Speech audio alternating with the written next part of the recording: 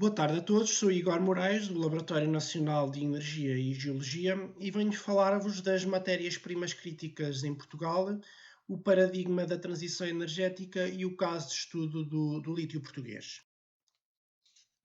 O LNEG é um laboratório do Estado português que tem como principais missões a promoção da prospecção e a investigação sobre áreas com potencial mineiro, fornecer informação sobre recursos minerais a diversas instituições públicas e privadas, contribuir nos planos de uso eficiente e sustentável do território e criar redes com diversas instituições nacionais e internacionais nos diferentes domínios da geologia e da energia. Neste sentido, o LNEG, nomeadamente a Unidade de Recursos Minerais e Geofísica, tem vindo a publicar uma série de cartografia temática na vertente dos depósitos minerais, com especial ênfase a partir de 2013, com uma série de projetos cofinanciados a nível nacional e europeu que permitiram produzir grande parte desta cartografia.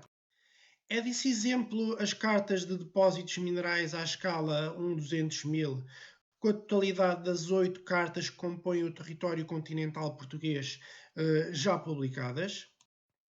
Uma série de cartografia temática aplicada a uma província mineira, neste caso a faixa Piritosa Ibérica, com o lançamento da Carta de Ocorrências Mineiras do Alentejo e do Algarve à escala 1/400.000, cartografia geofísica e geoquímica também à escala 1/400.000 e ainda a cartografia geológica de pormenor de um centro mineiro, neste caso da mina de Neves Corvo. Afinal, qual é a importância no estudo dos recursos minerais? Este tema é bastante atual, uma vez que estes recursos estão presentes em praticamente todos os componentes que usamos no nosso dia a dia. Estes elementos são essenciais para o desenvolvimento da economia nacional, mas também da economia europeia, e as Nações Unidas lançaram uma série de objetivos a cumprir, tendo em vista o desenvolvimento sustentável, e podemos observar que os recursos minerais se inserem em muitos destes objetivos, como por exemplo o objetivo 7, energias renováveis e acessíveis a todos, e o objetivo 9, indústria, inovação e infraestruturas.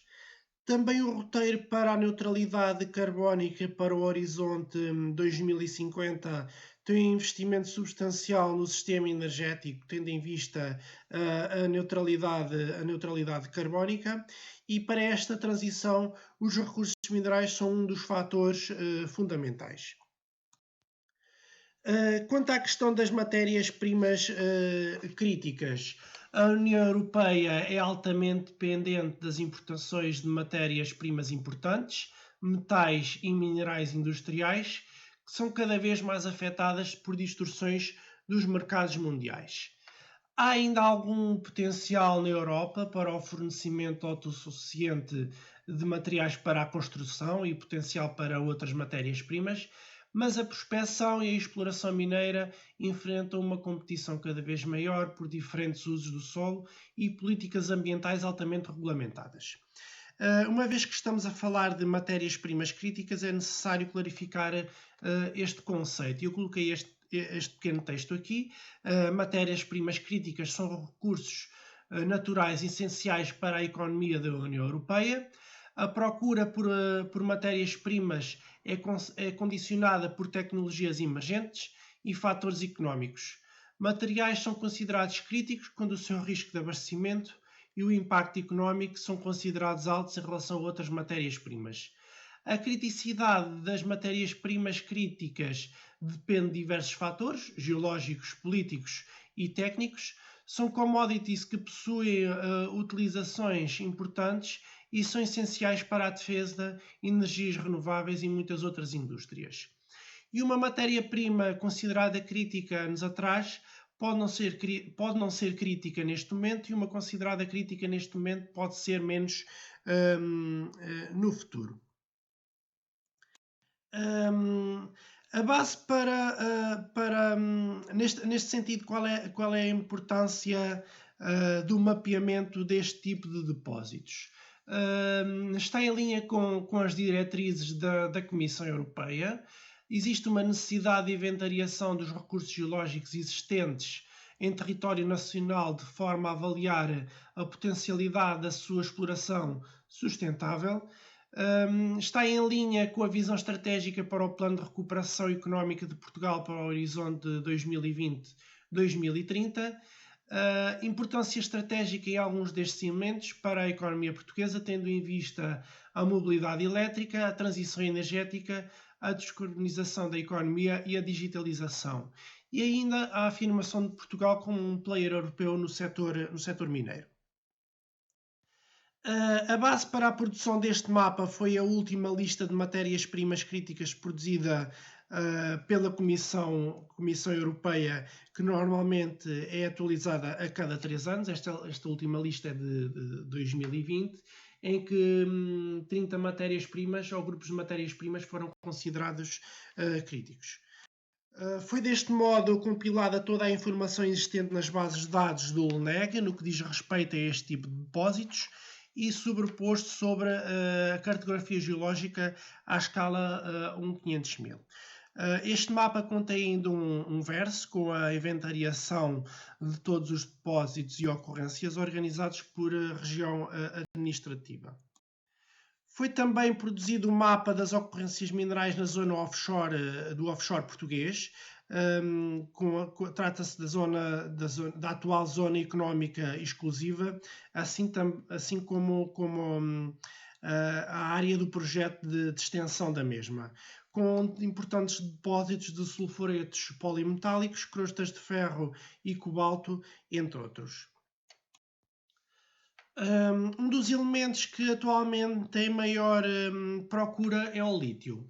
O lítio é um metal alcalino atualmente estratégico, dada a expectativa do aumento muito significativo da sua demanda para a produção de baterias de íons de lítio para veículos elétricos. Existe um mercado mundial emergente para o carbonato de lítio e para o hidróxido de lítio, com uma grande incerteza sobre a evolução dos preços, seu funcionamento, principais players e o tempo de espera entre os novos investimentos e o fornecimento efetivo de produtos de lítio. O lítio possui muitas aplicações industriais em que se destacam claramente as baterias, e Portugal é o 7º maior produtor mundial de lítio na forma de materiais para a cerâmica e vidro. E no contexto da União Europeia é o país com maiores reservas de lítio, enquanto que as maiores reservas mundiais estão localizadas nos Estados Unidos, Argentina, Canadá, Chile, China e Brasil. Há que ter em consideração os fatores de competitividade e sustentabilidade para a exploração de lítio em Portugal. A competitividade para aplicações mais nobres deste elemento, como as baterias, por exemplo, depende de diversos fatores. E assim sendo, Portugal possui importantes recursos de lítio, tradicionalmente explorados e usados na indústria do vidro e da cerâmica. A competitividade para aplicações mais nobres, como as baterias para os veículos elétricos, depende de diversos fatores, o grau de conhecimento geológico deste tipo de recursos, os custos operacionais nacionais, o desenvolvimento dentro do país de tecnologias de mineração, processamento e metalurgia competitivas, opções e custos associados ao transporte até ao consumidor final. O desafio social da prospecção e dos recursos de exploração mineira revela a necessidade de transparência e quantificação rigorosa dos impactos sociais e ambientais. Temos ao todo 9 regiões com potencial litinífero em Portugal, localizadas essencialmente na região norte e centro de Portugal e geneticamente associadas a corpos pegmatíticos com teores apreciáveis de espodumena e de lepidolite, essencialmente. Temos alguns projetos em fase de desenvolvimento, como é o caso do Barroso, Alvarrões e entre outros também localizados no norte do país. Quanto ao potencial mineiro em Portugal, Portugal é um país com uma longa história mineira que remonta desde o tempo romano. O potencial mineiro do país é elevado, especialmente em matérias-primas críticas para a transição energética, e é cada vez mais necessário aprofundar o conhecimento e cartografar e avaliar este tipo de depósitos. Tenho aqui alguns exemplos de zonas com elevado potencial mineiro, como é o caso da faixa piritosa ibérica, que é partilhada entre Portugal e Espanha e é uma das maiores províncias metalogenéticas de sulfuretos maciços do mundo, com teores apreciáveis em cobre, zinco, chumbo e estanho, mas também prata, ouro e índio. Depósitos de ouro, mineralizações primárias e secundárias associadas ao soco varisco. Alguns destes depósitos foram explorados há mais de 2000 anos.